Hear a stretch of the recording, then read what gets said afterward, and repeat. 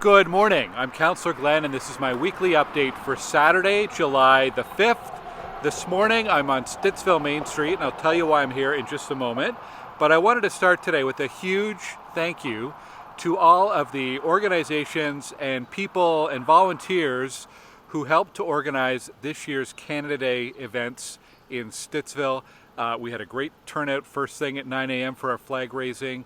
There was the promenade on Stittsville Main. So we had the Stittsville Lions, the Stittsville Legion, the Stittsville Muslim Association, and the fundraising markets. Joseph, good morning. Fundraising markets and Joseph with the great car show.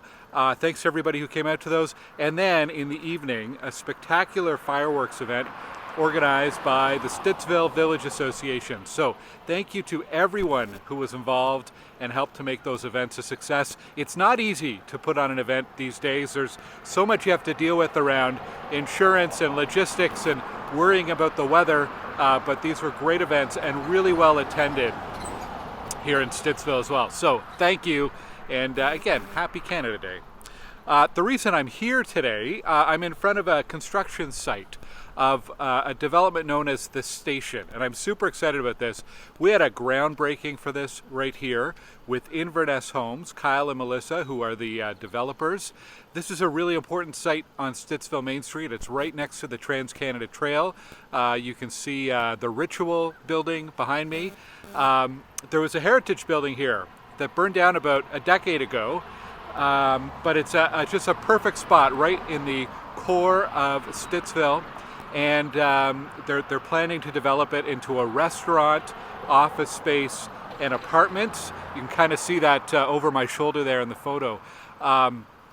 It's got local owners, so important to revitalization of Stittsville Main Street, and homes. More people living on the street near the shops and services will be in a very walkable part of our community. So super excited to see this development underway. They're aiming for a late 2026, early 2027 opening. So we'll be watching that and following them and cheering them on for sure. Another thank you to the Ottawa Symphony Orchestra. They had a concert outdoors at Alexander Grove Park on Wednesday in Stittsville. Really well attended. The Mary Dairy ice cream truck was there. So thanks to the OSO for coming to Stittsville, and thanks to residents who came out to watch them. It was a great evening in the park with some softball going on in the background as well. There's lots of events coming up in our community. You can go to glengower.ca/events to see our calendar listing. Couple big ones coming up. There's a music and movies in the park coming up later in July. There's also the West Side Pride coming up later on in July, so check out my website for more information. On Canada Day, OC Transpo had a really successful day. They moved more people on July 1st on the LRT than any time in the history. The number was 246,000 customer trips, which is just incredible, record-setting, and it all went really well. A great warm-up for Bluesfest. They'll be moving people to and from LeBreton Flats every night after Bluesfest, so it is a good way. Now, if you're in the West End, you'll want to use some of the buses that they're running before and after the event. Check out the Bluesfest website or OC Transpo website for details. Another thing on OC Transpo, I posted on my website this week a map of the local routes, just to highlight some of the additional service and changes that OC Transpo has made to local routes in Stittsville, because we know people want to get around in their community. We're actually seeing citywide that people are staying more within their community. There's a higher proportion of trips happening within the community, especially in the suburbs. So. And we always get requests for more local service with OC Transpo, so they did add some back in April, and I've highlighted that on a handy map that you can find on my website. At the City Hall, city level, there's a big grand opening this week on Queen Street for a new transitional housing facility. The city has converted part of an office building into transitional housing. What that's going to be used for primarily is to house single refugees who are here in our community, newcomers in our community. Room for 140 single adults. Right now, many of those people are still being housed temporarily in community centers in other parts of the city. Really not a suitable or an acceptable place, and it's been years that the city has had temporary emergency shelters there. This is purpose-built for those people, and there'll be wraparound supports really aimed at helping them just get started, get a job, find permanent, suitable housing, and let them move on with their lives. So really good to see that opening happening this week.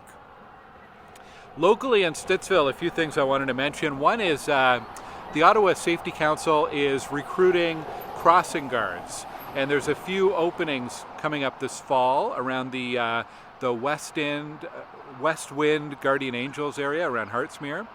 Also along Cope Drive, they're recruiting for some crossing guards. You can live anywhere in the city to be a crossing guard, but maybe if you're a neighbor at one of those sites, it'd be worth checking out. And for more information, you can go to the Ottawa Safety Council website. I talked last week about Robert Grant Avenue, so I mentioned construction is underway, and we're looking at a fall, perhaps October opening for Robert Grant Avenue, so we're getting there, we're almost there.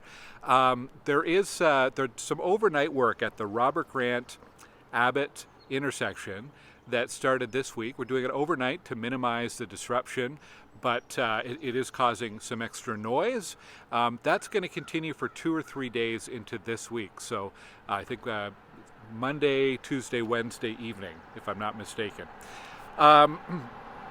Local reminders, parks. If you see anything in a park that needs maintenance, maybe the grass that needs cut, maybe the play structure needs damage, it needs attention due to damage, or maybe there's a tree branch down, call 311 or go to ottawa.ca/311 and you can support your, you can report your issue online. And my staff asked me to send a reminder to be nice to your neighbors. For whatever reason, over the last couple of weeks, we've had a few difficult situations with neighbors. Maybe it's the hot weather, I don't know, but be nice to your neighbor. And finally, a huge congratulations to everyone who participated in Let's Bike Ottawa. In the month of June, EnviroCentre was encouraging people to use their bikes whenever possible. Replace a trip to work, replace a trip to run an errand with cycling. And our Stittsville team logged 4,600 kilometers, which is amazing. A big boost over last year. 4,600 kilometers, amazing work. Thank you for participating, and thanks to EnviroCentre for putting on a great month of cycling advocacy here in the city.